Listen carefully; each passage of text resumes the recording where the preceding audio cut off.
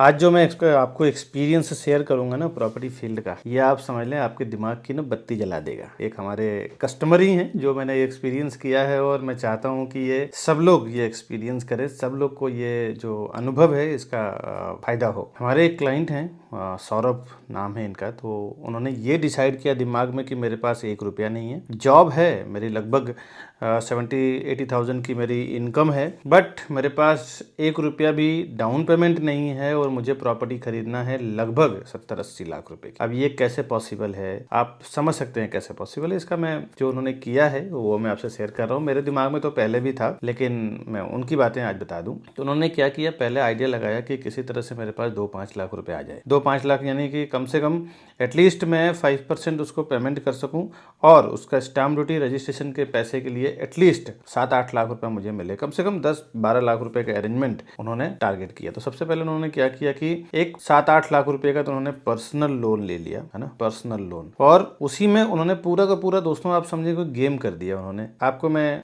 Directly बता दूं कि किस तरह से उसने काम किया। कि पहले तो उन्होंने 8-10 लाख रुपए का कुछ पर्सनल लोन लिया। एक उनके पास ये आ गया कि भाई रजिस्ट्रेशन स्टाम्प ड्यूटी का पैसा तो मेरे पास आ गया, अब आगे और मैं क्या कर सकता हूँ। अब ये समझे कि प्रॉपर्टी है 70 लाख के, 60-70 लाख का, तो एक डाउन पेमेंट कम से कम 5-10% तो करना पड़ेगा उनको। तो हम समझ लें 3 से 4 लाख रुपए, 5 लाख रुपए करना पड़ेगा। वो उनके पास नहीं था। अब कैसे लेंगे प्रॉपर्टी? और प्रॉपर्टी लेना उनका पक्का है कि प्रॉपर्टी लेना है मुझे। अब देखिए उनके दिमाग में क्या आया कि ऐसी कोई प्रॉपर्टी का चुनाव करो जिससे ना ऑनर को बेचना हो, और वो अगर समझ लीजिए कि 70 लाख रुपए की वैल्यू है, यानी कि अगर उसको 65-60 लाख की प्रॉपर्टी का वैल्यू है, तो वो मुझे एग्रीमेंट 75 का दे दे। आप ये समझ जाइए कि 70-75 का मुझे एग्रीमेंट वैल्यू दे देगा, तो उसका लगभग आप समझ लें कि अगर 100% वैल्यू 75 लाख का होता है, तो उसका अगर 90% भी वैल्यू अगर बैंक देती है, तो ज़्यादा से ज़्यादा क्या होगा, 7.5 यानी 7.5 लाख रुपए उनको 10% के हिसाब से कम मिलेगा। तो आप अंदाज़ा लगा सकते हैं 6750 एटलीस्ट उनको मिल जाएगा। तो उन्होंने क्या किया, ब्रोकर से बात किया, डीलर से बात किया, क्योंकि ऐसे काम में ना डीलर ब्रोकर की बहुत ज़रूरत होती है। उनके बगैर आप ये काम नहीं कर सकते हैं, क्योंकि एक तो उनको सालों का एक्सपीरियंस होता है, और दूसरी सबसे बड़ी बात होती है क्या नहीं, उनको दिन रात का काम होता है, तो उनके लिए बहुत आसान हो जाता है। भले उसमें आपको 50-60 हज़ार रुपये, 70 हज़ार रुपये ब्रोकरेज लगे, लेकिन ऐसे जब काम कुछ करना हो ना, तो आप ब्रोकर को ज़रूर साथ में रखिए। ब्रोकर आपको पूरी हेल्प करेगा आपके फेवर में रिजल्ट देने में, क्योंकि उनको आप समझ लें डायरेक्टली ब्रोकरेज मिल रहा है। तो पैसे के लिए तो हर कोई काम करता है। अब उन्होंने क्या किया, एग्रीमेंट जो वो फ्लैट का जो वैल्यू था वो 65 लाख का था, उन्होंने एग्रीमेंट वैल्यू उनसे 75 लाख का करवाया। आप समझने वाली बात है, 75 लाख का उन्होंने एग्रीमेंट कराया। तो बैंक क्या देखती है कि 75 लाख का वैल्यू है, तो उसको एक 10% भी अगर आप कम करो ना, उनको एक, अगर 75 लाख का एग्रीमेंट है तो 7.5 लाख रुपए कम करेंगे तो हो जाता है 67,50,000। अब ये 67,50,000 उनको बैंक ने दे दिया, है ना। बैंक से जब ऑनर के अकाउंट में आया तो वहाँ पे भी 65 लाख की ही वो प्रॉपर्टी थी। तो 2.5 लाख रुपए उन्होंने रिटर्न ले लिया, ऑनलाइन ट्रांसफ़र करवा लिया, एडवांस में चेक ले लिया कि भाई बैंक का जो पेमेंट आएगा आपको 6750 आने वाला है, और उसमें से आपके फ्लैट की जो कीमत है वो 65 लाख रुपीज़ है, 2.5 लाख रुपये आपको रिटर्न देना है।